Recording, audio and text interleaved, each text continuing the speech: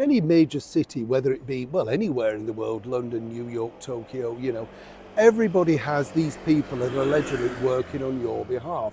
Part of the government scheme, part of the local councils, all of that sort of stuff. Over here, I was shocked to find that we have a nighttime czar. I know, what's one of those?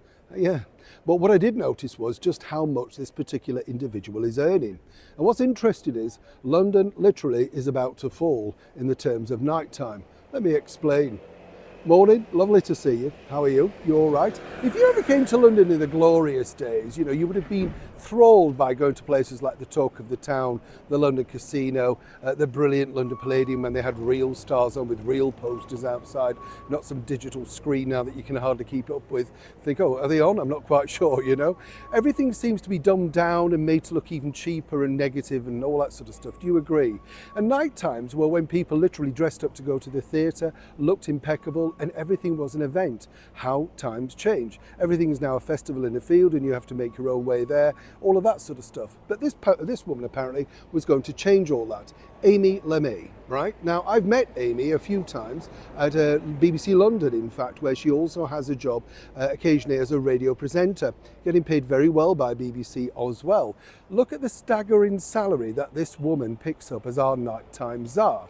Now, her credentials are that she ran a special night at the Royal Vauxhall Tavern many years ago, and this is apparently the credentials to get such a eye-watering salary from the Mayor of London, Sadiq Khan. So how's it going? Well, actually now, nightclubs are lesser and lesser than they've ever been over here in London right now, closing at the rate of knots. And when you look at headlines like this, cinemas are now dropping out. We've got a third picture house closing in a matter of a couple of weeks. And this is all because, of course, people's economy, people don't feel safe in the capital, knife crime rising.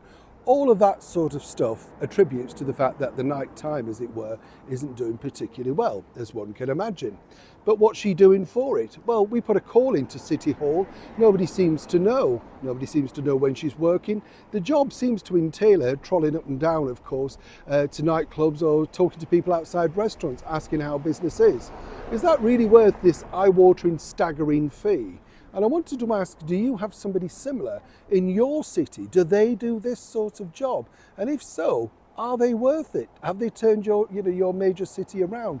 Is your nightlife vibrant? Would you feel safe going out in the nightlife? As ever, the people who voted this particular individual in for a third term secures the fact that the taxpayer over here in the heart of London pays for this woman to literally say, things all right. But even this pub behind me here says business could always be better because of the crime in this particular area. It's always good to share these stories, and I'd love to know if you have, as I say, something similar in your world, in your city, in your area of the world. Let me know, as ever.